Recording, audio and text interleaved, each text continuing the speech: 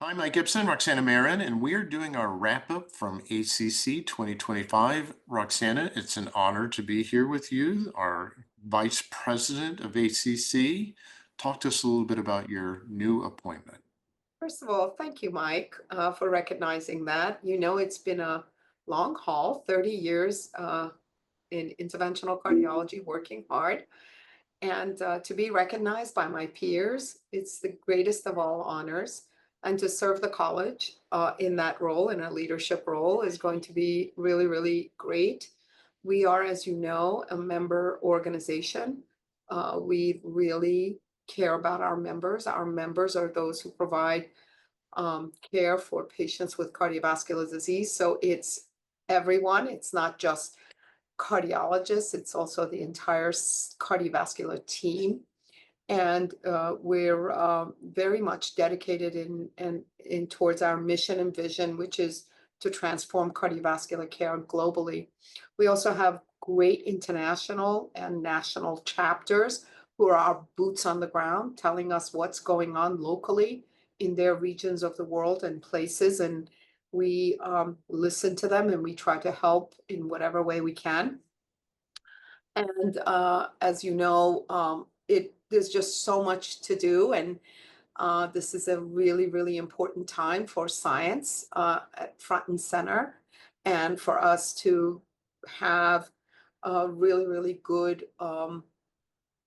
evidence for treating our patients and bringing that to clinical practice through the cardiologists who will help us transform cardiovascular care. And that's the whole point. That's why we're here, right? To reduce the burden of cardiovascular disease and to do it in the best way we can with hard work, diligence, and reaching out to all communities. So I think it's going to be a really, really good next 3 years in the leadership track.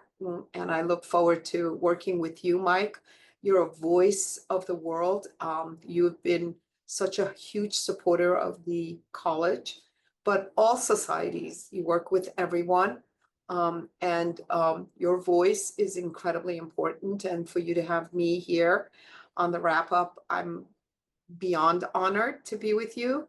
And I love that you cover all of science, but you also cover all of the important news for all.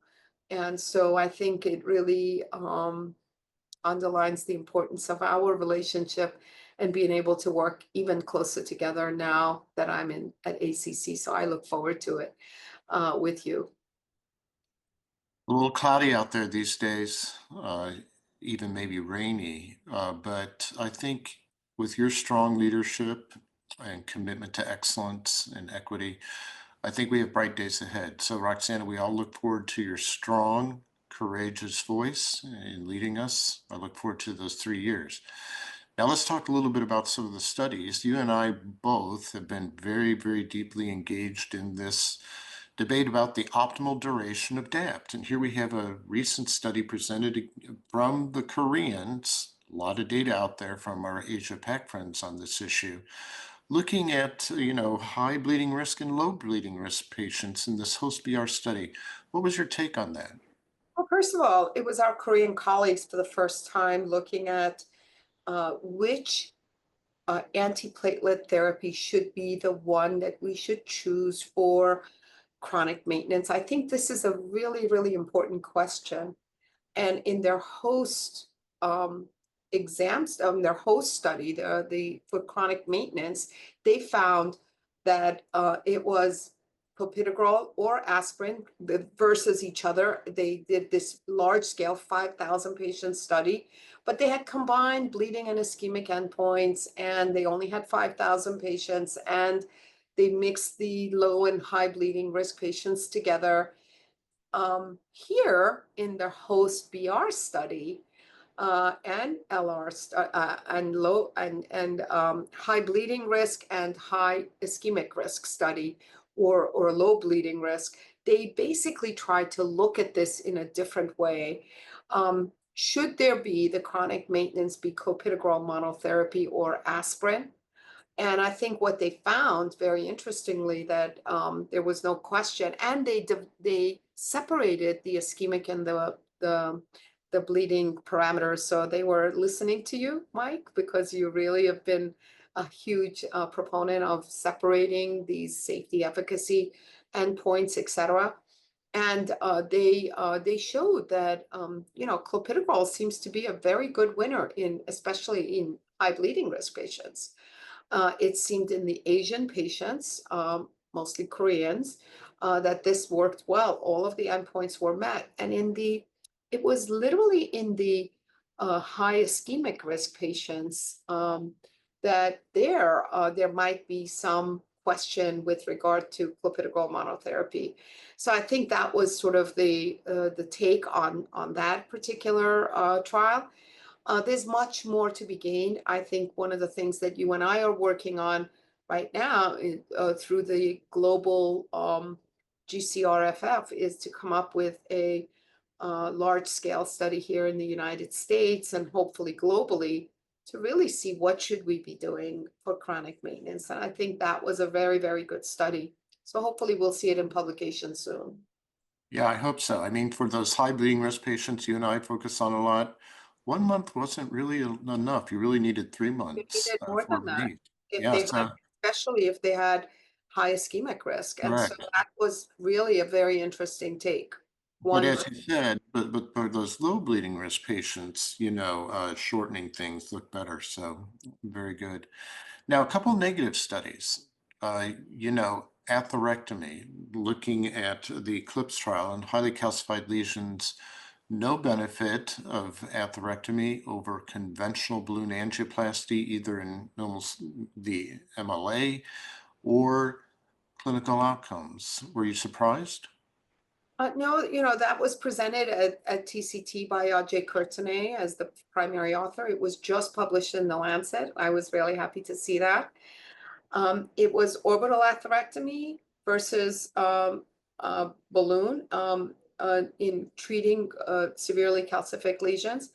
I think here at this meeting, what they showed, I mean, I actually was surprised because I did think with this large scale study that having some calcific modification would have important impact in long-term outcomes. But not only did it not help with stent expansion, it also did not do a good job in improving outcomes. But I think one of the things that happened is that they incorporated imaging. So there was an imaging sub-study, and in the imaging sub-study, you learn that when you use imaging, you really enhance the balloon angioplasty arm also Right. extremely well. So Right. it wasn't, it really, to me, it's almost like it's an imaging study telling you how important it is to do imaging, because then maybe even plaque modification becomes less important, if you will. But very, very interesting take on that study. Well, some cath lab god is going to strike me down. I've never been a fan of atherectomy, to be perfectly honest. I'm a fan of the microvasculature. Mhm. And when you do this, you just shut down the microvasculature. So never been a fan. You have higher rates of periprocedural MI with atherectomy.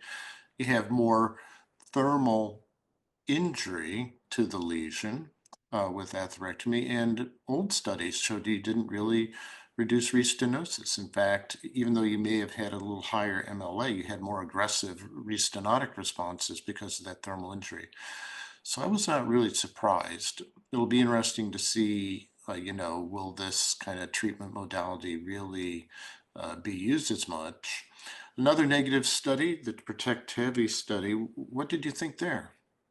Yeah, I was really kind of taken away with that. That was a pragmatic trial by the British Heart Foundation in collaboration with the Oxford group in terms of the statistical analytical methodology. And they, in a pragmatic way, over 7,000 patients undergoing TAVI for severe aortic stenosis. They randomly assigned them to receive embolic protection versus not.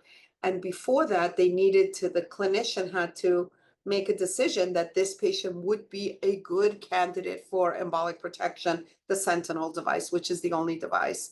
And so this was really another sort of trial in the Sentinel device saga, which was completely negative. with embolic protection versus not. And whereas in the US study, we had a reduction of disabling stroke with as a secondary endpoint with embolic protection. Here, that was not the case. Now, there's devil is always in the detail. Whenever you hear pragmatic, listen up hard and see what is going on. And so they did an intention to treat analysis. 15%, about 700 plus patients in the arm that was supposed to be protected did not get the protection device. But this was an ITT analysis, and we did not see the stroke rates in those who did not get the device in that arm. But they did do a very, very nice statistical modeling to try to correct. And even with that, the benefit was nullified. But I think the IPD analysis between the US group and this British Heart Foundation, the Samir Kapadia trial that was published in the New England Journal, and this that is now been, I know there's planned for an individual patient data meta-analysis, and I think that's going to be very, very much enlightening because we'll see all of it. And I think it'll be good to see both as treated ITT and then as treated, and to see if there's any issue in terms of any benefit of embolic protection. Now, why I think this is so important is that stroke is such a devastating condition. And as we're moving towards low risk, we have to, I mean, I certainly want all the seat belts on when if I'm having a TAVR. And if this is a seatbelt situation and a rare event, I still want to put it on. But we still need evidence. Is there really benefit or is there not? And I think there are a couple of more devices coming in where they will protect the entire cerebral vasculature. As you know, the Sentinel device only protects 2 of the 3 major cerebral arteries. And I think it's important to get those trials to fruition and to try to see what happens. Maybe this is a device issue. We don't know. And then another, I guess they call it neutral trial, comparing angiographic FFR to IVUS and PCI guidance. What did you think there, FLAVOUR II? That was a very important study. That was a study from China. It's really important to look at that, but I don't know about you, but I think about physiology and intravascular imaging complementary in some ways. I don't think of them as competing, but here they kind of put them up against each other. And they showed that if you use a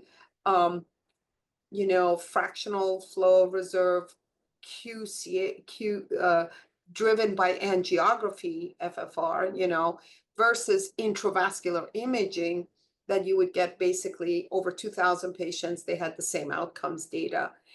And I'm not so sure that, okay, that's great for those places that don't have intravascular ultrasound. This could be a good way to at least guide your intervention with something more than just plain old angiography. So using some physiology guidance seems to be pertinent. But I believe that in labs that have all, I think you use intravascular ultrasound or QC or OCT or imaging for certain reasons, and physiology for others, and they're complementary in some ways. And I think that this was a very good study, but I think we also need more data to see if this is in fact the best way forward. Yeah, about a 10% lower rate of interventions when you use the FFR guided strategy. Couple points. Using a wire-based FFR was shown to be superior, at least to a Dutch algorithm for angio-derived FFR. So a wire beat the angiogram there. Now, I don't know about a comparison of a wire to this Chinese algorithm. This one performed pretty well. I'm always a little skeptical of FFR, particularly in the acute setting. Yeah. It may not be that the lesion is all that tight and flow limiting. It may be very complex with thrombus and plaque erosion or rupture.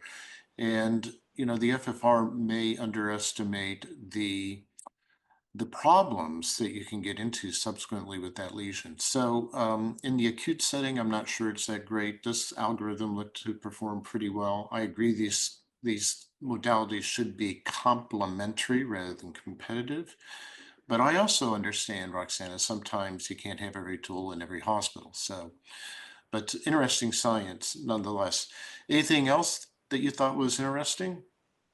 Oh, there was so much. Did you love this is not science, this is learning. What I loved at ACC is they're really trying all these new ways of learning for the next generation and the younger and the up and coming people. And they have these game shows to have people learn from them. And they are so good. It was sort of like the busiest place. Everybody Ah, wanted to be in competition because we're all competitive. It's a right. game show, so it's fun. And you learn by having fun. So, which Mm-hmm. is sort of, I think, what people are understanding. I mean, we see like on New England Journal and JAMA, and they put quizzes on online, and everyone. I know my daughter is totally connected to that. She goes in the corner and does quizzes. And this was sort of a really fun way of kind of learning. So, fun learning. What did you think of that? I agree. I think in this world and in patient worlds where we're trying to get them to be more compliant, gamification does work well. Yeah, I call it engage-ucation, not education, but engage-ucation. You have to engage people to really educate them. So you got to bring that engagement along with the education to really cement the learning and make it fun, right? Yeah, and then the other session that I really I was drawn into was that they talked about when you have a complication and your patient dies, what now? How do you get back up? How do you deal with it? How do you handle it? I think that ACC is really pushing and working hard to listen and hear everyone and to allow people to feel comfortable and share their stories. And I thought that was really a great session.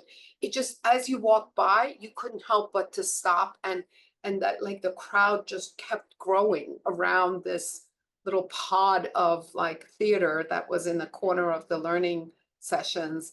And then in the heart to heart stage, the other thing that I loved is the advanced, as I'm moving into the advanced, not the old, but the advanced cardiologists. They were talking about feeling that they're being neglected with a lot of emphasis on the next generation. And we should hear their voices and we should not, we should refrain from not having them with us. They have so much to teach. It's just that we will also want to share the stage with the younger next generation of cardiologists. And I think so much of that was really great. It was so much fun. It was a lot of great things. I loved it. Did you enjoy ACC? I did. I agree with you. I did speak at a leadership session, and one of the things was balancing your responsibility as a leader with friendship. I kind of came down on the side of friendship that, when someone disagrees with you, you're not seeing eye to eye. They said, "What do you do? What do you do?" I said, "You go to dinner." To really, you can't be mad at someone who you've had dinner with. Solve your problems as friends. But the other Nice. thing I said that you need to do with your friends is when they do have a bad outcome, when they have a death in the cath lab, you need to be that person that calls them that night and talks with them. So it can be one of the most lonely experiences in the world when you Oh, it, lose. it feels terrible. It's happened Yeah, to many of us, obviously, and we want yeah. to, it's part and parcel of what it is that we do, coming in the middle of the night, STEMI patient, young patient, dying. You do everything you can and the patient dies and it's very hurtful. But And like you, I have heard from many of my interventional colleagues quietly in hushed voices, I really feel like I'm not valued. yeah, You know, no one really cares about my point of view. And I do think we need to do a better job with our I think so. more experienced colleagues. I rather refer to it as experience level, like, you have an experience level of 60, Advanced, you know? advanced experience. Yeah, rather than calling it age, he's They got an changed experience level of changed the 60. committee. They've Yeah. changed the committee to advanced cardiologists. I Yeah. think it's Well, the ACC stands for Advanced Cardiology advanced College. cardiology college, Yeah. college of cardiology. But I wanted to just in the end really thank the BAME Institute for supporting ACC. You covering ACC had from the beginning to the end, but also supporting us in the gala. You did a really huge support with I think 2 tables or 3 tables. I don't know Yeah. what you had, but your gestures are very, very welcomed, and I think supporting the cause and helping ACC move to the next level. And I want to really thank you. And the BAME Institute has done so many incredibly important and pivotal clinical trials, and the work that you do as an academic research organization matters tremendously, and your leadership. Well, Congratulations. thank you, Roxanne. Well, we Thank you. look forward to partnering closely with you. Yes, We have some absolutely. initiatives that we're very excited about, a long-term follow-up registry we've now built, Yeah, where we good. can follow people up for 20 years or more. Kind of like what we did with COVID, where we reach out to people annually and see how you're doing. So we look forward to seeing, could we work together with you in the NCDR on capturing things after that acute hospitalization? So we have a lot of work to do together. A lot of work to do. Yeah, yeah, I can't wait. yeah, it's gonna be fun. Well, Roxana, from one advanced cardiologist to another, thank you for joining us today. Yeah, I'm still learning from you. All right. Well, we look forward Thank you to for working. having me. Thank you. Bye. Bye.